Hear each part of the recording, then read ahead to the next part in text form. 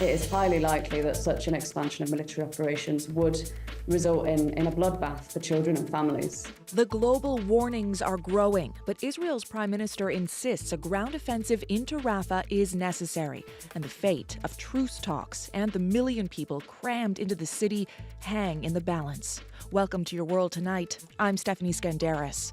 Also on the program, Donald Trump tells NATO members either put up or shut up. No, I would not protect you. In fact, I would encourage them to do whatever the hell they want. You got to pay. Those comments drawing outrage and condemnation.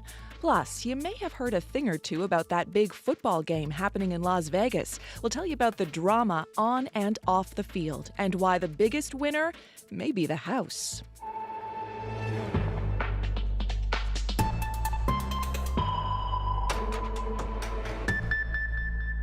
But we begin with developing news. Police in Manitoba say they are investigating 5 suspicious deaths at 3 separate locations.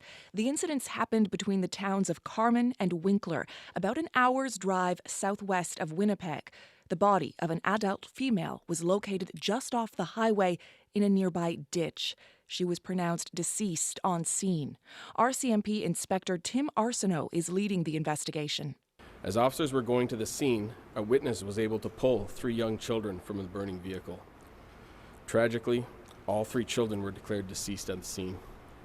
A 29-year-old male at the scene of the vehicle fire was taken into custody. Police say there is no risk to public safety, and CBC News will update this story as we get more details on that. Meanwhile, the US, the UK, the EU, and more are warning Israel about its planned ground offensive into Rafah. More than 1 million Palestinians are sheltering in the city in southern Gaza with nowhere else to go. On the other side of the Rafah border, Egypt is now threatening to suspend a peace treaty if Israel pushes ahead. But Israeli Prime Minister Benjamin Netanyahu says the mission is necessary to destroy Hamas. Michelle Song reports. Right next to the Egypt-Gaza border, nylon tents fill the city of Rafah. They are temporary homes for more than 1 million Palestinian refugees. In one tent, a mother lays her child on her lap, hoping to keep her family alive. Every day we're on the run, says Leila Abu Mustafa. She fled to Rafah with her husband and children. Now more than half of Gaza's population is squeezed into the city. There's no space, we're crammed, says Abu Mustafa. And moving is difficult with 2 disabled daughters. Their father, Nasser, says they can't be displaced again. They will either die here or go back to their homes and die there. Israeli Prime Minister Benjamin Netanyahu says he is committed to a ground invasion into the city. He is also working out a plan to evacuate civilians out of harm's way. Victory is within reach. Netanyahu spoke to Fox News earlier today. He says the only way to get Israeli hostages back is through a sustained military effort. And we should all strive for that common target, to destroy Hamas, because that gets all the other objectives within our purview. But Hamas told Al Aqsa News it will blow up its exchange negotiations if there is an attack. Elizabeth White is the director of Save the Children in Gaza. It is highly likely that such an expansion of military operations would result in a bloodbath. Bordering Egypt is now threatening to suspend the Camp David Accords if the invasion happens, a peace treaty that brought stability to the region for nearly 50 years. There's also concern from other parts of the international community, from the UN, EU, and from countries like the UK, Saudi Arabia, Germany, and the Netherlands. U.S. President Joe Biden told Netanyahu in a phone call he continues to support Israel, but the operation needs to have a credible and executable plan to ensure the safety of civilians. Aid groups are warning Israel that evacuating the entire population in Rafah is impossible. Tom White is the director of UN aid agency UNRWA in Gaza. He spoke to BBC News from Rafah. The only really what we can see feasible access out of the city will probably be along the coast road, and trying to move 1 million people and a humanitarian operation up a country road is just not going to be feasible. As Netanyahu doubles down on his plans to save hostages, Palestinian refugees remain on the run with fewer and fewer safe places to go. Michelle Song, CBC News, Toronto. In Helsinki, Celebration as former Finnish Prime Minister Alexander Stubb wins the country's presidential runoff. As president, Stubb will head up foreign and security policy and act as commander-in-chief of Finland's military. His election comes less than a year after Finland ended decades of neutrality and joined NATO, and just one day after Donald Trump undermined the military alliance at a rally for his re-election campaign. Trump singled out countries that don't meet NATO spending targets, which includes Canada. Those comments are drawing condemnation in the U.S. and abroad. Katie Simpson reports from Washington. Standing before an energetic crowd in a small city in South Carolina, Donald Trump veered from his prepared remarks at one of his re-election campaign rallies, telling a story about a conversation he says he had with an unnamed world leader about whether the U.S. would come to the defense of a NATO ally in the face of Russian aggression. One of the presidents of a big country stood up and said, well, sir, if we don't pay and we're attacked by Russia, will you protect us? I said, you didn't pay? You're delinquent? In this moment, Trump mischaracterizes how NATO funding works, but goes on to suggest that unless an ally meets its defense spending targets, that country is not worth defending against Russian advances. No, I would not protect you. In fact, I would encourage them to do whatever the hell they want. You got to pay. Trump's statement is a direct contradiction of the NATO principle that an attack on one is an attack on all. Canada is among the NATO country members that Trump would consider not worthy of protection, as it does not spend at least 2% of its GDP on defense, the baseline target. Only 11 of NATO's 31 members actually hit defense funding goals. The last thing we ever want to do is side with Russia. Trump's statements were condemned at home and abroad, including by his Republican challenger Nikki Haley. We do want NATO allies to pull their weight, but there are ways you can do that without sitting there and telling Russia, have your way with these countries. The head of NATO says Trump is undermining security, putting allied soldiers at an increased risk. Spokesperson for Canada's Defence Minister Bill Blair did not say anything critical of Trump, but reaffirmed Canada's commitment to the international security alliance. None of this will likely matter to Trump's supporters. God bless you all. God bless you. Get out and vote. He left Saturday's rally to huge applause and was defended by key members of the Republican establishment, including Florida Senator Marco Rubio, who dismissed the comments. He doesn't talk like a traditional politician. And we've already been through this now. You'd think people had figured it out by now. Trump's pro-Russia statements are influencing lawmakers. Republican opposition to support for Ukraine is growing, stalling the passage of billions of dollars in aid packages, which still remain in limbo. Katie Simpson, CBC News, Washington. Back in this country, the number of stolen cars is surging, and that's led the federal justice minister to take a look at tougher criminal sanctions. This comes after a national auto summit was held last week, where one takeaway was the lax policing of the crime. JP Tasker reports. I bought my car 2 years ago, and it's been gone 40% of the time since I bought it. Kristen Shunsell says owning her dream car has turned into a nightmare. I've only ever had modest cars before, and I just wanted a cute car that I'd always wanted. Her 2019 Range Rover has been stolen twice from her Toronto home. And just last week, car thieves hit again. I'm not a fancy car person, and I absolutely regret all of it. We're selling, if we get the car back, it's gone. Canada is in the throes of an auto theft crisis. The latest federal data suggests about 100,000 vehicles are stolen every year. That's a 25% surge in the last 2 years alone. It is happening in all parts of the country with no end in sight. Elliot Silverstein speaks for CAA. Data is now showing it's happening nationally once every 5 minutes. He says insurance companies paid out an eye-popping $1.2 billion to cover stolen cars in 2022. That's forced them to raise rates. If the situation were to continue as is or to grow, I would say that the breaking point is coming soon for consumers. Justice Minister Arif Virani doesn't want it to get to that point. He says Ottawa is prepared to take a harder line on crime. People are feeling frightened right now, and it's not a good situation, and we need to be tackling it. The government is considering stiffer maximum penalties for thieves and new laws to punish carjacking, which has also surged. People have also talked to me about potentially raising the maximum penalty and also looking at when weapons are involved. So these are all factors that I'm considering quite closely. The Conservative leader is pitching mandatory jail time for repeat offenders. Justin Trudeau has made Canada a playground for organized crime. Pierre Poilievre also wants bail changes to keep accused criminals behind bars while they wait for a trial. Chancel says any change would be an improvement. Just no one cares. Like, they just shrug when your car gets stolen. They're like, oh, sorry, too bad, sorry. The major political parties can't afford to ignore this issue. Some of the suburban areas in Ontario hit hardest by car theft are swing ridings in the next federal election. JP Tasker, CBC News, Ottawa. Still ahead, their final moments were frozen in time, their stories buried along with them. Now we're finally learning more about some of the most mysterious victims in Pompeii. That's coming up on Your World Tonight. In Pakistan,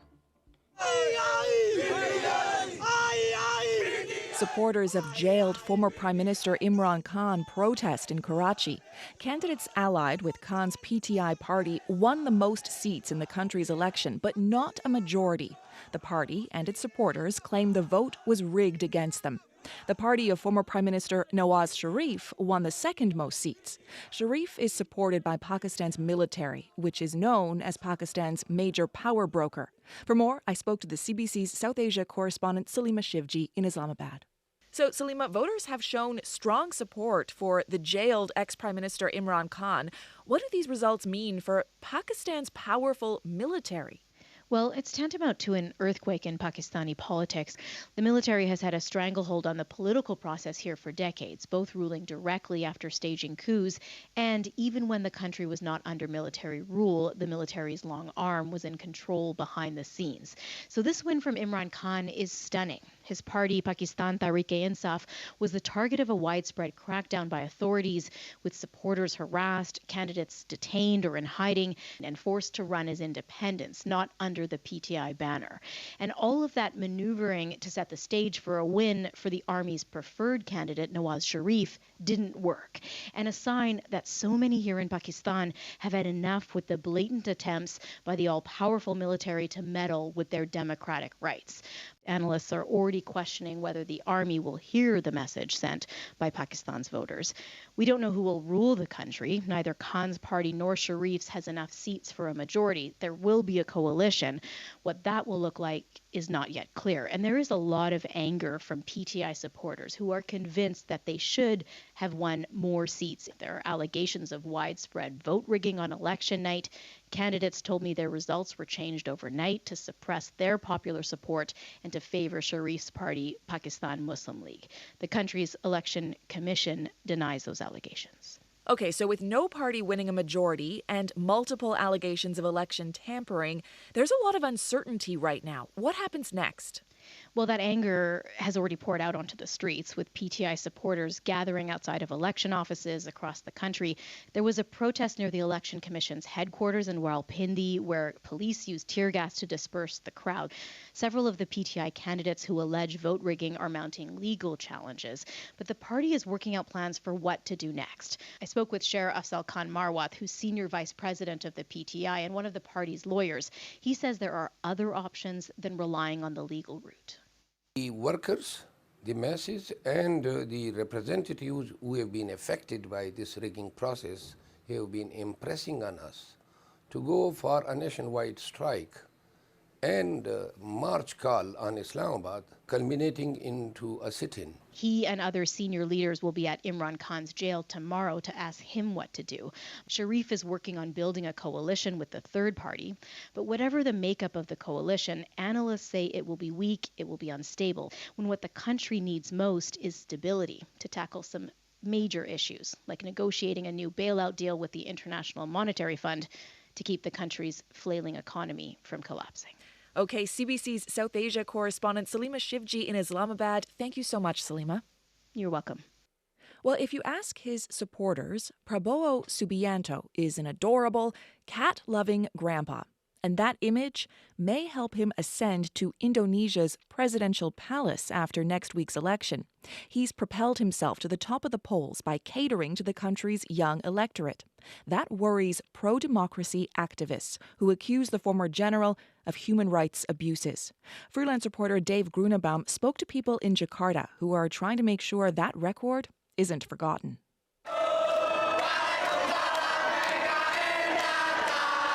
A crowd of youth sing a song supporting Prabowo Subianto. The 72-year-old defense minister and former army general is a hit with young voters in part for naming Gibran Rakabuming Raka, the 36-year-old son of Indonesia's popular incumbent president, as his running mate, as well as his campaign's savvy use of social media. Indonesia is one of the biggest social media users in the world. Yos Kenawas is a research fellow at Atmajaya Catholic University in Jakarta. He says viral videos of Prabowo dancing at campaign rallies have helped reshape his image from strongman to lovable grandpa. He's basically using political gimmicks like dancing and then avatars and post it on social media, and it's boosted by the presence of buzzers and also influencers. More than half of Indonesia's eligible voters are younger than 40 years old. About a third are under 30. At a recent campaign event for young voters, thousands of them poured into a convention hall to hear Prabowo speak. Now is the time for the youth, together with Prabowo and Gibran, to lead Indonesia, Prabowo says. But while he hopes to be Indonesia's future president, activists are trying to inform the young electorate about his past. Dozens of protesters march and chant about Indonesia's dark history under the dictator Suharto, who was Prabowo's father-in-law. After Suharto's regime fell in 1998, then Lieutenant General Prabowo was dismissed from the army for ordering the kidnapping of pro-democracy activists. More than a dozen activists are still missing and feared dead. Prabowo is also accused of atrocity crimes for ordering his troops to kill civilians in East Timor in the 1980s. He denies all allegations of wrongdoing. I'm very sad, angry, and disappointed. Petrus Haryanto's friend and fellow pro-democracy activist Wiji Tukul disappeared in 1998. Haryanto wears a black t-shirt with a print showing Prabowo looking into a mirror and Tukul's image staring back at him. We want people to understand there's a strong chance this nation will be led by a major human rights violator. Back at the campaign rally, 19-year-old Putri Ayu Ramadianti says she's learning about Prabowo through social media and downplays accusations of human rights violations. The human rights violation was not from Prabowo, but rather he was ordered by his superiors in the army at the time. With polls showing Prabowo as the front runner, the accusations against him may not be swaying voters. But if he does not secure more than half of the votes, Prabowo will face a runoff election in June. Dave Grunebaum, CBC News, Jakarta, Indonesia. For 2 millennia, the people of Pompeii have been stuck in time, their remains frozen by volcanic ash and preserved as ghostly mannequins. A new exhibit at Pompeii shines light on some of those people who often remain in the shadows of history, poor and enslaved people. Megan Williams traveled to Pompeii, and as she explains, the exhibit is part of a move to not only broaden our understanding of history, but also to make history more inclusive to people in the present. Pompeii. Visitors make their way along the 2,000-year-old cobblestones of Pompeii. Mount Vesuvius, a dark triangle in the distance, cutting into the blue sky and clouds above. Today, villas with frescoed deities and richly colored landscapes are the main draw for visitors here. But 2 recent discoveries of rooms where enslaved people slept have prompted a new exhibit called The Other Pompeii to encourage people to widen their gaze at the past. To bring to light lower classes, to tell a story different from traditional story of Pompeii. And Curator Silvia Bettesago points out plaster casts of bare-bone cots with a hammock-like net as a mattress on which enslaved children and adults slept. pottery and a carriage harness leaning against a bed reveal the room doubled as a storage and workspace. Other objects in the exhibit include small marble gravestones of the many children who died of disease and infection, fossilized bread and grain that formed the diet, and even checker-like games working people played on their downtime. Still, Bertesago says the exhibit was a challenge. We don't have a lot of archaeological evidence because poor people and slaves left us less traces. Visitors are encouraged to ponder the small one-room apartments and little food stalls with marble counters still intact, the places most people's lives unfolded. The move towards inclusiveness at Pompeii also includes information provided in sign language and a special route through the ancient city for people in wheelchairs. And you can say, well, we are telling the story of the ancient Pompeians in a very inclusive way. But then in the public experience of the site, this is not respected. Says head of Pompeii, Gabriel Zuchtrigal. Part of that outreach is more involvement with local community, like this group of autistic young men who come to tend an ancient garden. Here is a Pompeii garden. Says 30-year-old Alex, showing off his chops in English. Della flora pompeiana. Head of gardens at Pompeii, Paolo Michetto, says the group plants and harvests the very same fruits and vegetables that grew here before Vesuvius erupted in 79 AD. Limoni. Lemons, says Christian, and Matteo, lavender. Oranges too, which the group is picking today. Proprio emozionale. Motor skills therapist Antonello Prea says coming here to this beautiful walled garden brings joy to the young men, but also brings life back to Pompeii. The group drops their small bounty of oranges into a box, finished for the day. I ask Alex how it makes him feel to tend this garden, sprouting peas and lavender, grapes and lemons 2,000 years after it was buried. Wonderful. Megan Williams, CBC News, Pompeii, Italy.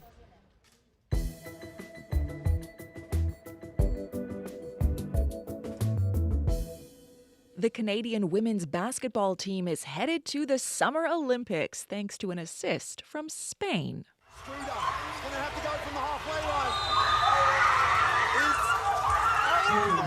That's the team celebrating Spain's win against Hungary 73-72.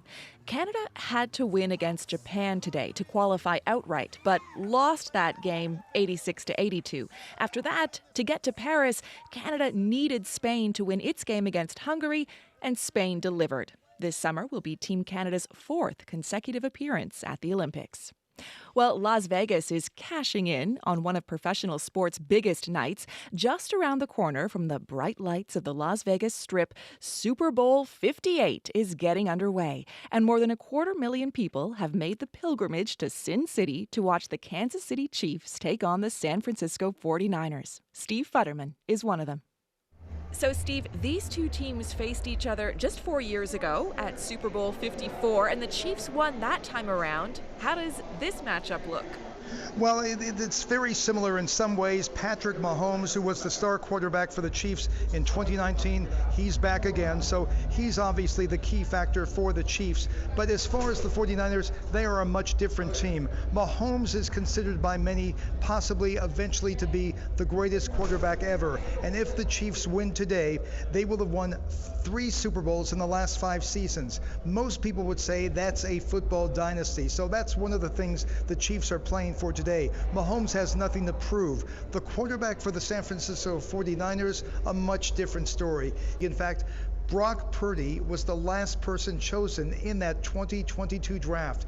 Usually when you are chosen last, it's very hard to even make the team, and right now he's the starting quarterback in the Super Bowl. So very different quarterbacks leading each of these teams.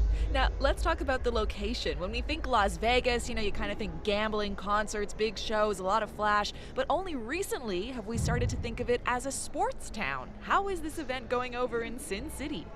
Well, it's going over with flying colors. I think the NFL is already thinking, when's the Super Bowl going to be here again? For many years, including up until the last 10 years, professional sports shied away from Las Vegas because of the gambling ties. It was very uncomfortable for professional sports. Then the National Hockey League brought the Vegas Golden Knights here. They've been a huge success. In fact, right now they're the defending Stanley Cup champions. You have the WNBA here. You're going to have possibly a Major League Baseball team here. Vegas is made to order for something like this. You know, in the 1980s, 90s, 1970s, you had these big heavyweight championship fights here with people like Muhammad Ali, Mike Tyson. So Vegas has done this before, but it's been a long time since Vegas has been this amped up for a sporting event. And then we can't ignore the superstar in the room. That's Taylor Swift. What effect is her presence and the interest from all of her fans having on this game?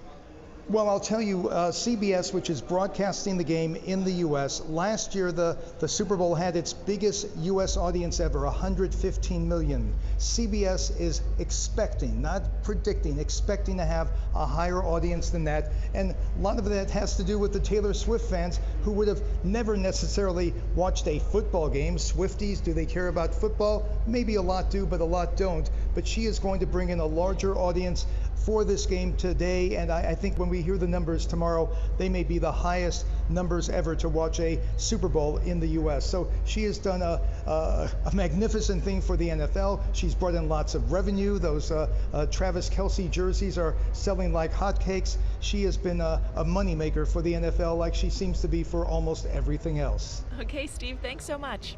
Nice talking to you. And as you heard there from Steve Futterman, Super Bowl frenzy has taken over Las Vegas, a city normally known less for its sports, more for its gambling. True to that tradition, Americans are betting on the Super Bowl this year in record numbers. An estimated 1 in 4 are expected to place a bet. It's easier than ever, thanks to online gambling. Some experts say the NFL needs to take control to protect people from being swept up into a potentially dangerous pastime. And as Cobino Oduro tells us, Canadians are being tempted too. Guillaume Duc and his friends are on vacation in Montreal. In his hometown of Paris, Duc doesn't watch NFL in real time, but today feels different. The match, I think I'm gonna bet on Kansas, because I think there is more experience. This year, the Super Bowl is quite the touchdown for betting sites and casinos. Many people even turning to the prop bets. These are bets that don't necessarily have to do with the outcome of the actual game, something Thomas Cliché is looking forward to. Well, I heard like you can bet on the color of the Gatorade will be like spread on the winner's coach. So I guess I would bet on that because it's a funny bet. It's also for what songs will Usher perform at halftime and with who. Or will Travis Kelce kiss Taylor Swift if the Chiefs win?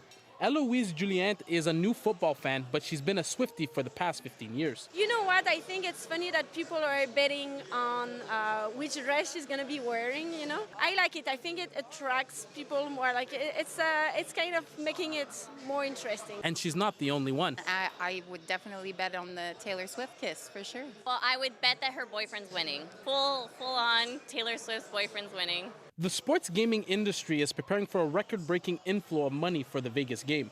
A record 67.8 million Americans, nearly 1 in 4 adults countrywide, are expected to bet a combined $23.1 billion tonight, according to the American Gaming Association. The professor of sport and entertainment management at the University of South Carolina, Steven Shapiro, says those prop bets are playing a big role this year. Shapiro says the fact that Taylor Swift is bringing in more eyeballs to the game and the Super Bowl being in Vegas is a big reason why. He says betting companies have a responsibility to manage gambling. Leagues and teams, I think, have an onus to create an avenue where individuals can gamble for fun, but at the same time, there's safety involved.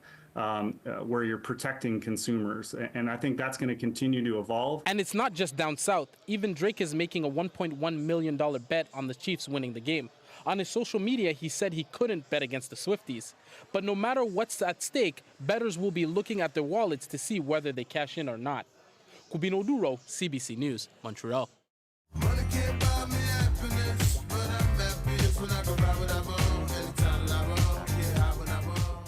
Placing bets on the Super Bowl is definitely a risky attempt to get rich, but it's hard to blame people for trying.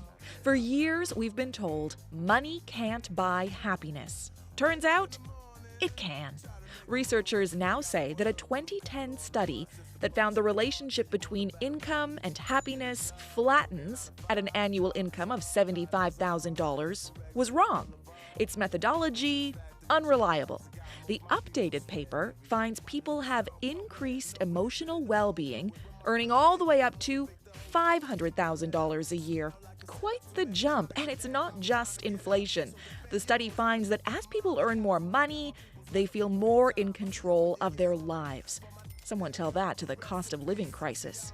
In the meantime, here's more from a person that tried to teach us this lesson back in 2001, Canadian rapper Jellystone. Here's more Money on Your World Tonight. I'm Stephanie Skandaris. Thanks for listening. I live the hood life, I wanna live the good life with a good wife, the kids